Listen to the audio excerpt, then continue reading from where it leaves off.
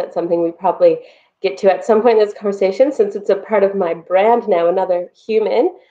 So yeah, I have had an employee, the beautiful Alex, since November, who is incredibly intelligent, and I'm super lucky to have her on site. So she has a degree in business accounting and loves Excel spreadsheets. So she's in, we're all good. We've got it all happening. Oh god, everyone needs someone who loves Excel in their life, I reckon. Mm-hmm. Data input, like loves that. Loves Oh, that. I know. I used to like data input like when I was younger because it's mindless in the sense that you just copy and paste, repeat, Yeah. repeat, repeat. But after a certain point, you kind of go, oh, not again, not another Excel spreadsheet. Yeah, no, not for me. Never was, never will be.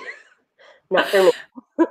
So let's go back to school. So what was 15-year-old Brit thinking she was going to do? Because She a had, virtual yeah, assistant definitely didn't exist back then. no. 15-year-old Brit liked playing ice hockey and soccer in her free time, liked going to school because it was the social thing. Like, it's where I saw my peeps. Teachers would all say I was a bad student, but I was also their friend. So they still loved me. I just wasn't a good student. And I guess at that time, the push was you go to university. Like, there wasn't a whole lot of talk about trades. And if there was, it was like, some of the guys, probably from the mountain, a lot of stereotypes and generalizations around people happening, saying those guys might go to become a mechanic or diesel mechanic so they can work on the family farm and stuff like that. There was no like, you could be a massage therapist, you could be anything, you could be a diesel mechanic. It was university. So as I kind of went through high school, I thought, oh, maybe I'll be a phys ed teacher, maybe I'll be a social worker. And I had a few ideas, which all led me to a Bachelor of Arts, which, Bachelor of Arts degree. So I went to university with everyone else, marched my way to an island. I was there for a good time, not a long time. So yeah, uni was prime time for me. Loved that. Didn't learn a whole lot before I took off to come to Australia. And that's when the story starts to kind of really change and take off for me. I think that's where there's a big change these days where, it's not just university is your only option. Because I was the exact same as you, because we're obviously the same age group, different sides of the world. Obviously, I was in Scotland. But, it was, if you got the grades, it was what university you're going to, what you're going to study. It wasn't what you're actually interested in and what might you do with your life. So it's interesting how things are changing. I love that there's a lot more vocational stuff that kids are kind of encouraged to go and do now. Yeah, But definitely. this is about you, Britt. So you have finished university. You've obviously learned something. Well, so I dropped out. Full disclosure, I dropped out of university at that point. Came to Australia as a backpacker. Yep. Did my rounds. Went back to university. Okay. So this is not when you've moved to Australia for moving. This is just a visit at this point. Yeah, that was a backpacking adventure. I figured out probably it was heading into my third year uni. I think I was really involved in everything social. I was I can on, imagine. it was right in the student union office doing promotions, which I guess was my first bit at marketing. I was doing promotions for the student union, but it was really just a good time. So I left. I figured out I was just wasting money, really. I didn't feel like I was wasting time, but it was a lot of cash. So I came to Australia and I lived in Melbourne at first, then Tasmania, then Perth, then the Wheat Belt, and did some backpacking a few months, a chunk of the year to do down the East Coast. And it was during that time that I started to obviously mingle with a lot of different people. And where I'm from, I think, it's very different to here. It's a small town, but there's a lot more acceptance and I don't know, like interest in people. Maybe because we're not so cultural, like there's not a whole lot of cultures coming in and out. So when they do, you're like, who are you? Like, love you hard. When I came here, it was just like, wow, you're walking down through Flinders Station and there's so many different people and groups of people and cultures. And I was amazed by it. And then I got into the backpacking community and that's a whole other world. And then living in a hostel in Tasmania, which was all new people and new experiences. And then finally ending up in a farming community, which also had a lot of dynamic in it. So by the time I was ready to go back to university, I'd figured out that I had started myself on the right path at university and had decided I was going to major in sociology or psychology. And I stuck to that when I went back the second time. I just went into it with a lot more passion and drive and desire to learn about people and groups and how they operate. So then I absolutely loved learning. Like I frothed for university the second round. I also went to another university, which my friends weren't at, so I could focus better. That doesn't surprise me about the sociology, to be honest, because you are probably one of the most passionate people I know about causes. Like when you get a cause, you get stuck in and you're not afraid to shout about it and get really involved, and you do your research, you really understand why you're passionate about that side of the argument, etc. So has that always been something with you, or is that something that has, as an adult, kind of developed? Where did that come about? I think it was probably more as an adult. Like when I think back to my life growing up, there are definitely monumental moments, like being a female trying to play elite boys hockey. Well, not like elite. Any Canadians out there, it was like double A. So it wasn't that. It wasn't that elite, but boys hockey at the age of 16. And, that just didn't, in the minds of the men really running the hockey system there in a small town, it didn't coexist. Like, how is she going to be able to be part of the team if she's not in the locker room? And, the segregation started to the point where I was forced out. I think those moments kind of growing up would have had an impact on that, but it wasn't until I was an adult and was able to kind of step more into that and learn about it, which would have happened in my first round of university. But yeah, I think it's more, it continues to evolve. And I've also discovered that I'm quite an empath when it comes to things, and I can't fight for everything and I can't research everything because I take on too much. So I end up hurt or crying or in a ball somewhere, because if it's something I'm really passionate about, I can find that it hurts me, which is really privileged of me to be able to be hurt for a lot of these things, because I haven't lived any of it really. No, but I think it's really important that people like you are a voice for it and can actually understand it, because there's so many issues. Like you said, there are so many issues in the world. You can't know about all of them. You can't understand them all fully. You can't get behind all of them properly. So when something actually comes past you because either personal experience where you've met someone that's been impacted, or you just see something that really triggers you, then yeah, like part of that privilege is the fact that we stand up and we say something about it, is because what's that saying? Saying silence as bad as like being part of it. So yeah, I think that's good. I'll keep trying. I'll keep trying. It's a hard Stay world. passionate. It's a hard world. Stay passionate, Brit. All right, so with second round of university, and you've got your degree in sociology. What's next? What were you doing at this point? So at that point, I was in love with an Australian. Of course you were. And we had been doing long distance. Luckily, I don't know how, but we were able to wing it that he would come visit quite often. I came here once in the duration of the 2 and a bit years. And then he took his long service leave. So he was able to come to Canada for a period of time over winter and live. And that was kind of that graduation time. So at that point I was like, I want to be engaged. Like, give me a plan, which was ridiculous. But anyways, we kind of did that. We needed to figure out a plan, but I really wanted to stay at home. I had a degree and I had a lot I wanted to do. And at that time, I really wanted to be working with youth and children that were kind of displaced, like we're living on the streets or we're in between places. And I was volunteering with an organization, and that was going really well. But the highest paying job was $12.50-ish with a university degree, and I had so much student debt, and then Australia debt, that I really wanted to pay off, and I wanted to be independently paying that off. So I guess for us, we had to look at our opportunities. My partner had been working for the same business for 10 years at that time, and I knew there was opportunities here for me. When I was here as a backpacker, I stumbled into a job for an agricultural machinery company, and they just wanted someone to help with admin and marketing. admin very much, marketing like this. Marketing at the time to them looked a lot like telemarketing. And I was kind of like, have you heard of social media? Like, introducing things. But I hadn't done much marketing except for the like promoting the student union. So I was learning a lot, and I could only work for people for 6 months. So then I had to leave, and that's when I came back. So they had actually offered me a sponsorship and had been asking on occasion to come back and work with them as a market research analyst, because with sociology and psychology, there's a lot of research that has to go into it. So eventually we caved. It was pretty much the perfect opportunity. It was in the same town as my partner and his work.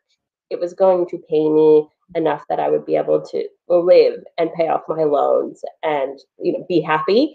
So yeah, we picked up and moved back here, and I did that. So I stepped into a role of market research at that point for an agricultural company. What year was that?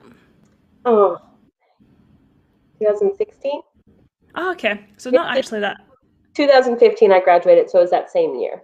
Okay, so not actually that long ago. You've been here living for nearly 5 years. Yeah, so living as like a person, Yes. yes, and then 2 years as a backpacker. So, right. So now you're at this agricultural company. You've got your marketing job there, and you. I presume you were there because I was in the same situation as you, where I got my PR through WA Farmers. So you kind of got an obligation to stay there for a certain amount of time, which was kind of half obligation, half I just loved the job as well. Because I stayed there for about 5 years. Um, at what point did you then move to another job, or did you start work with B straight from that job? Nope, so I stayed with that job for the 4 years that was required. Hmm. I did, yeah, market research. We quickly kind of turned that into Yep. marketing specialist. So we Hmm. had to formally change that with the government. We did a lot of work with a company in Perth called Brand Manager. I think they've changed their name now. And they came in to teach us a lot more about marketing behind like the real big marketing. And I was like, tell me everything. This is awesome. I love this. Love you guys. Like, yeah, I was on the phone with them all the time and just was like, yeah, this is cool. I could do this. And it totally changed the work for me. At that point in time, if any admin was ever thrown at me, it was a hissy fit, like full tanty, because no, I loved marketing and that was my job. So Yeah. don't you dare take it away from me now that I love it, like fully into it. Getting to know the demographic was also, I guess, that was a big drive for that Yeah. job because they're farmers. So friends, family. So, you want to be giving them accurate information. You're interested in like, how do we get these farmers stuff in front of them? And yeah, I really liked that. So it was, I got pregnant, I had my baby, and then they did a big redundancy, and I was handed one, which was a huge blessing. Really, I had my own independent PR at that time, Yep. um, and I didn't know what I was going to do, but I thought this is the perfect time for me to step in to what I really want to do. I had no idea what I really wanted to do. Again, I went right back to I'll work with kids and youth. So I'll work in Northam, the neighboring town, and I started volunteering at the local drug action group to try to get my foot in the door. And then one of our mutual friends, Tori, just kept saying over and over and over, like, there are these people called virtual assistants. You need to do it. You need to do it. You have so many more skills than these people. Like, everyone's just doing emails and admin. Like, imagine what you could do for people. And I'm like, you're crazy. No one in my family owns businesses. Like, it's not part of any part of my story growing up was to know people whose family had businesses. So yeah, I guess I just didn't listen for a long time. And then when I listened, that's when it all began. So then I started with B, and that was the beginning. She does talk a bit of sense, that Tori. So just as well, she managed to get you to do that. Yeah, so I was fortunate to have worked with Tori at the other jobs. So she knew a lot about me and my work, my skills. Now, you've just said that when anyone was handing you any kind of admin stuff, you were like, "Nah, I'm out."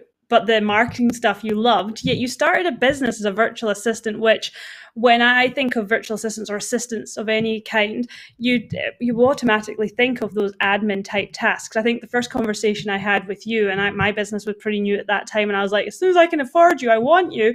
But you're just always booked out, so that just never happened. Was that I was like, I wanted to get rid of some of my bookkeeping and this admin stuff, and you're like, yeah, no, don't do that. Just don't. Yep. And I remember when you reached out to me, I like flagged you because I was super organized then. So I'm like, flag, she's a potential like a client. But as soon as you asked for bookkeeping, I think from the beginning, I needed to know straight away Yeah. what I wasn't going to do. And I was not going to do email management, admin, bookkeeping, anything that was going to stress me out. Yeah. Hands in the air, super transparent. I have super high functioning anxiety. So adding to that with like bookkeeping and being responsible for people's emails, that wasn't something I was willing to go in and mess up. So I was pretty straight up and down. These were my services. This is how I was going to offer them. I was willing to educate myself if things weren't working, to learn those skills and to be able to provide them. But fortunately for me, I didn't have to do that. And I think that's why the business has been successful, is because of the services I was offering from the beginning and not the typical virtual assistant ones.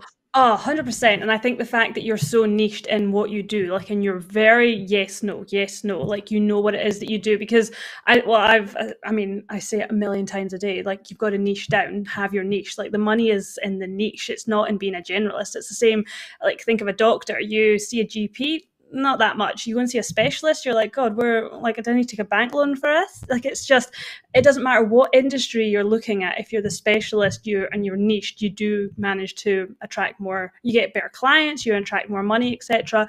And I think that's really important. But you've already said that you've got, like, I think I'm a big believer, you've got to be a generalist before you niche, because you've got to know what you don't like. Because if not, I'm saying, do you want to do bookkeeping? And you're like, well, I've never done it before, I'll give it a try. And then you end up going, oh God, no, not for me. And it gets you into like a hole of trouble, and it's horrible, especially when it's your business, because you've got to dig yourself back out of that. And you don't know how to run a business. Yeah. So yeah, I'm pretty glad I didn't get myself in muddy waters there from the beginning. But as time went on, and I've evolved a lot in the last 15 months of business, figure out how working with clients is going to work better for me, how many hours that looks like, the packages that looks like. And it hasn't been the perfect balance for me, and I'm sure there are clients that would put their hands up and say there was big transitions that happened throughout it. That was probably confusing at times, even though you're always trying to maintain a level of transparency and communication. As a virtual assistant, there's always people in your mental and physical space. Yeah. I have documents for people everywhere. I go to bed thinking like, oh, like, I'm nervous about this, or so-and-so's got a webinar tomorrow. Like, I wonder how many people they've had sign up. Like, you're constantly putting yourself into other people's businesses. So as the business evolved and I got to know my clients really well, I realized that a lot of them were needing almost two virtual assistants. They had me doing a lot of their marketing stuff, and then they had like an admin VA. And I felt kind of sad for them, because that's a lot of people to need to communicate with. Outsourcing isn't always crystal clear. Having a team isn't always perfect. Like, you have to communicate. It's a two-way street. And the more people you bring into your team, the more murky it might get. It doesn't matter how good of I guess it could be really good if you're an excellent boss leader. But I just kind of started to feel a bit bad, like there's so much back and forth. And then in marketing, I would go, okay, so we're doing this for your social media. You have this webinar coming up. These are the next 4 weeks worth of posts leading up to that. This is what I'm seeing on your website, and this is what we're going to need to see on your website. And then they would have to go back to someone else, and there was a lot of like do in between. So I needed to create this like wholesome environment where we could, like, Brittany's at the top. Brittany can advise and be like, this is what we're going to do. And Brittany can take a big heap of those packages or those tasks, projects, do them and complete them. And then I need someone else beside me to keep me going, because I'm not the Energizer bunny. I fall a lot. I need someone to keep me going, keep me organized, and to also offer that assistance and that extra level of like admin, organization, and brilliance to the business. And I tried with virtual assistants, which is so bad to say, but it didn't work for me because what I needed, and I knew from the beginning, was someone who I could be transparent with my clients and say, this is X person. They are going to be working with your stuff as well. With a VA, it was like secret. Like, I don't want them to know this person's my client. I don't want them to know what that client is launching. Like, I needed to also, yeah, I was holding on to my client stuff and just coming up with random jobs for my business for them to do. Financially, it made no sense. It was a time commitment for me. So finding someone who could come into the business, be part of the brand, build that know, like, and trust with my clients and potential clients was really important to me. So that's when we brought in Alex, so that with B could become more of a place where people could come, and it was like, it's a one-stop shop, but we just build with you. So if you're saying, I think I want to launch this ebook, can you help? We can sit down for an hour, blueprint it out, figure out who's going to do what jobs, what's technical, what's not, and then launch it. But that still takes the commitment of the person as well. So yeah, and I have no idea how we got here. Yes, you do. Yes, you do. You've done a lot of hard work. Like, because I mean, you've not had the business that long, really. What, you even on 2 years yet? No. So, like, launched on Instagram December 2019. Yeah, see, you're just a baby as well. Because I've not even got my 1 year under my belt yet. And if you ask anyone who had smooth sailing for their first year or any year in business, I don't think it exists. No, but it's so good for like looking back at it all and the virus, like what even is that? And like having all of that and a toddler in the middle of first year business, there's so much learning. Super grateful for it. I feel like it's pushed all of my boundaries and it's pushed all the parts of my brain to be like, you have to sort this out now. So it's been very good. And throw a pandemic in the middle as well. I hate that. Would not recommend. Years, I do not recommend doing this. Well, yeah, but I'm even worse than you. I literally started in April 2020, which is, the pandemic started, showed its head in March, and by April was definitely here. Yeah, no, I was lucky. I had clients under my belt. I had one person say they were going to have to leave. Yeah. And to be fair, I was grateful because at that point, Eliza had only been in daycare for a month at 2 days a week. I was just getting in a routine of what work days even looked like for me. Up to that point, it was just evenings and weekends. Yeah. So I was fortunate to have a client leave and a few clients stay on. And they just had to know, like, this is how it is. I've got a toddler. There's no, like, if you have an urgent project, you have to tell me, and you still need to expect it's going to take, 24 to 48 hours because this is hectic. Yeah, 100%. So anyone who's listening, if they're thinking about engaging a VA, what would be your number one tip for them in terms of like, what do they need to know when they're looking for someone? Like, obviously they need to know what type of VA they're looking for first, but what sort of things should they be asking them? I think the first thing they need to ask themselves a lot of questions. Yeah. I have a lot of people come and I don't know, I think having a VA right now is really trendy. Like, I feel like it's come from a good place. We're over the glamorization of overworking. That's not cool anymore. Don't overwork yourself. So now everyone's like, well, I've got a VA and I've got this. So everyone's kind of jumping on the wagon of, I think I need a VA. And I get so many messages, probably 3 a week, that say, I think I need a VA. And I'm like, you think or because like you have to kind of cross that line first with yourself. You need to sit down and do a lot of mindset work. Is this something you're willing to commit to both financially and with time? Because it's going to take communication. You have to be ready to step into a leader position where you're able to delegate jobs, and you have to kind of go from that whole mindset thing to creating a list of jobs, having an idea of what kind of VA you just said, like what kind of VA you might want. A lot of that is sitting down, looking at the jobs you require, and then figuring out, wow, do these have a trend in them?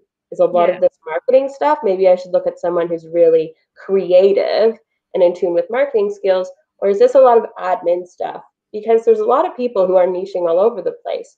If you're looking at your list and you're going, all I want is Pinterest marketing, then you just find a Pinterest marketing VA. Like, you really have to sit down and reflect. And I say, from the moment you decide you want a VA or you're going to start looking, start making a list. And every time there's a task that you don't enjoy or that takes too long or that you think you could pass over, write it down and don't lose it. Put it in a Trello board or an Asana board so that when you're further down the line of getting ready to outsource, that list is ready. And when you go into a call with someone, you can say, these are the jobs, these are what I need. And you're the person I think that's best suited. So once you've done the mindset work and you've started making a list, start searching. I wouldn't even start searching until you've done that, the beginning layers. Go on Instagram. There's not many on LinkedIn, so I would recommend going on Instagram, just searching virtual assistant and see who comes up and follow them for a while. Figure out if they're actually your vibe. Yeah. I always suggest doing a bit of research. Just take care of yourself. Like, people forget that this is still hiring someone. It's letting someone in their business. There's a lot of privacy stuff that happen, or private stuff that happens. And I think that we quickly fall in love with someone on Instagram and hire them. And we have no idea what their capabilities are. We have no idea if they're well suited to us, if we have the same beliefs and morals. Like, to me, I can't work with someone now who's not aligned with me, because we're just going to Oh, buy yeah. things the whole time. And if I don't want to watch their stories, if they're like, I don't want to watch their stuff if I don't actually like them. Yeah. So you need to make sure that this person's actually going to be someone that you feel like you could connect with and work with. And then once you feel like you've found that person, look at their social proof, but be cautious. So I don't share a lot of social proof because I like to keep things confidential. I'm not going to share who I manage on social media because their followers need to think they're following them, that a social media manager is not behind their thing. So if someone is always sharing who their clients are, think about that. If they're not posting any client testimonials, think about that. And then feel free to ask for references. No one's ever asked me for one before, but I've got a list and I'm ready to go with them, because I think that if you're good at what you do and your clients appreciate you, they'll eventually start to post hints around their socials anyways that they love you.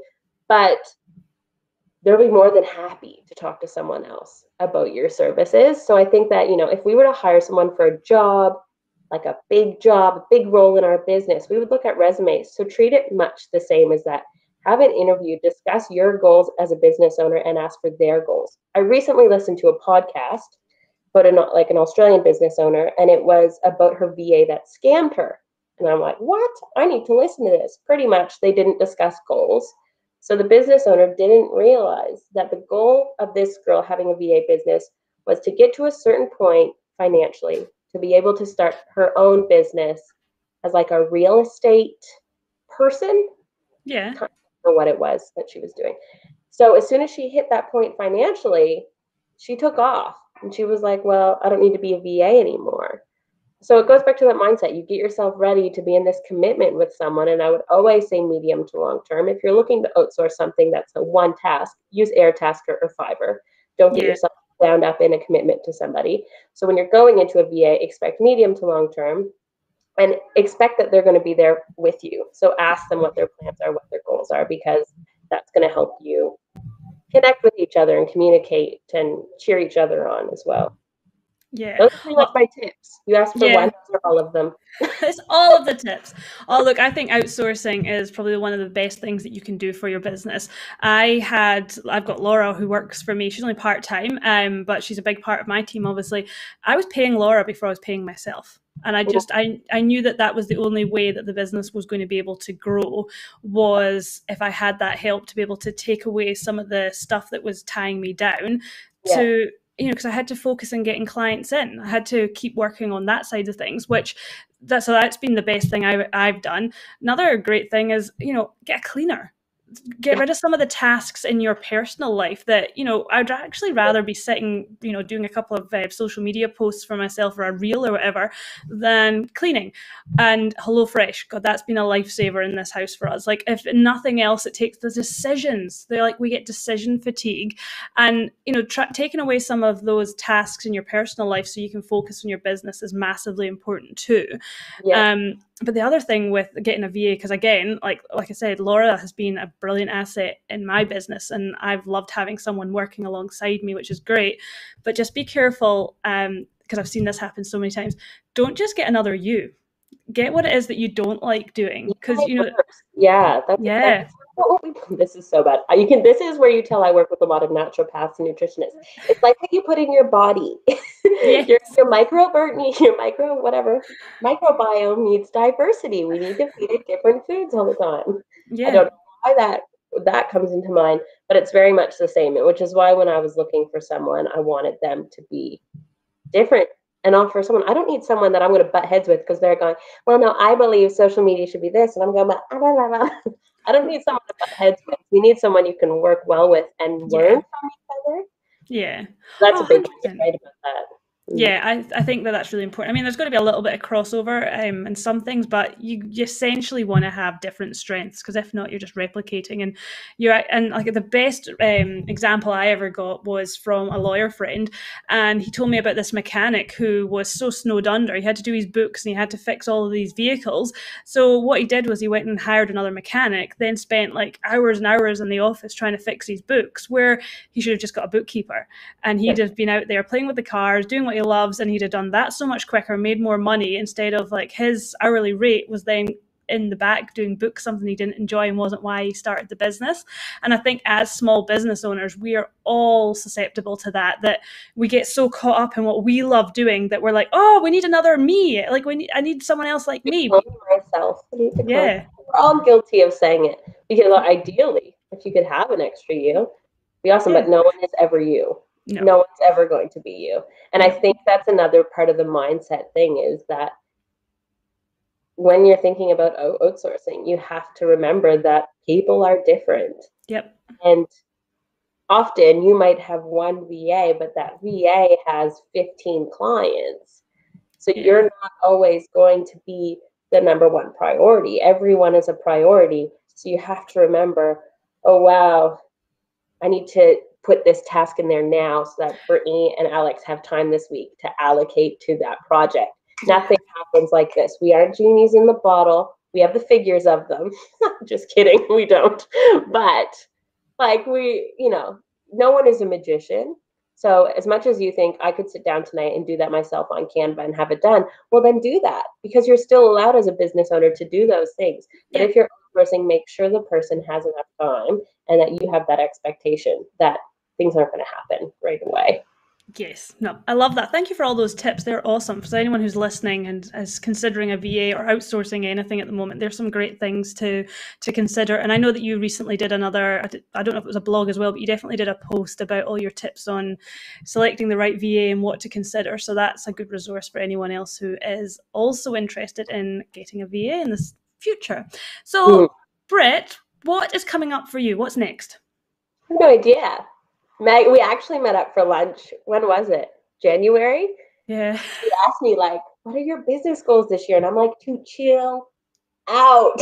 Like, I feel like last year was like so much, everything. And I think what's coming for with B is a lot of nourishment. Like, I need to get back to being a mom and a friend and like a daughter and a wife. And for me, that means focusing on the clients that I have and really elevating their businesses. So now we're doing group meetings every fortnight so people can meet each other if they want, which was like a bit last week because I work with a lot of people in the same industry who don't know I work with, their people. Yeah. So it's like, come if you wish, like introduce yourself. But it gives us the opportunity to bring social media clients together and virtual assistant clients together to be like, this week, let's talk about email marketing, because my social media clients don't really know so much about what we do as marketing VAs. And now we're allowing them to, okay, if you're a client here, you can be a client here as well. Like we can bring it and package it all together. So we're doing these group kind of coaching classes where we're talking about different topics. So everyone is understanding and learning and getting to know each other. So I really want to nourish the clients I have. And in doing so, it takes off some of the pressure on onboarding all the time. And I'm hoping to do a digital product in March. It will be very specific to a niche that a lot of people, like, it will mean nothing to them, but it's one that I know is going to work. So excited about that. And then there's a few free ebooks in the pipeline, one about preparing to outsource. And yeah, I think just with B, what are we doing? That's it. We're just trying to keep growing, I guess. Growing in the sense of like, I don't know what we're growing. We're just growing. We're You going are to Canada, growing. hopefully at some point. We're going to Canada. We're getting on a plane and we're going. You think this year? Yep. Okay. I'm manifesting it. It's happening. Okay. Yeah. A hack podcast the other day. Can you manifest my mom and dad here as well, please? I think manifesting them here will be harder than me getting. Yeah. Going to Canada is, sorry, Canadian government, if you're listening, pretty easy in comparison to coming to Australia. So the fear is going to Canada and getting stuck. Yes. That like 3-day hotel quarantine, and then you can stay in an Airbnb, like staycation. What up? Sounds great. That's just new. Anyways, we're not here to talk about that. But yes, manifesting a trip to Canada, need to get home, need to see my people. So this year, it's all kind of in the lead up to that. I can't take too much on this year because I do want to go away. Perfect. Yeah. I love that. Thank you so much. Quickly tell everyone how they can find you, and then we'll wrap it up. Cool. You can find me on Instagram. I'm hoping you're going to post my handle somewhere because I'm not even entirely sure what it is. Work.with.b, I think. Connecting with me on Instagram is your smartest way of getting in touch because it's really the only one I focus any of my own personal time on for my own brand. I'm on Facebook and I'm on LinkedIn, and I get lots of messages on LinkedIn. So thank you to anyone who's inquired through LinkedIn. That's really because LinkedIn's wonderful. Oh, honestly, how many times do I get on my stories and say, I just got another inquiry from LinkedIn? If you're not on there yet, like Instagram is saturated with virtual assistants and there's none on LinkedIn. So I just get messages and they're big jobs. They're not small jobs. They're like, we'll sign you up for a 12-month contract and we need 30 hours a week. And I'm like, who has 33 hours a week? LinkedIn is your money network. Yeah, it really is. You can connect with me on here if you feel like it. But if you want more banter and personal brand stuff, I would suggest Instagram because that's where the real is happening. Yes. That's happening over there. Yeah. That's where the real B comes out. That's where B comes out and sometimes disappears for periods of time because that's part of my brand. The disappearing act. I love it. Thank you so much, Brittany. I've loved our chat. I always love all of our catch-ups anyway. So if anyone else wants to get into the banter with Brit, you just need to get onto her Instagram, Work with Brit, and I will put your handle down below so that other people can find you as well. Thank you. Mad love to you and the one person watching at the moment.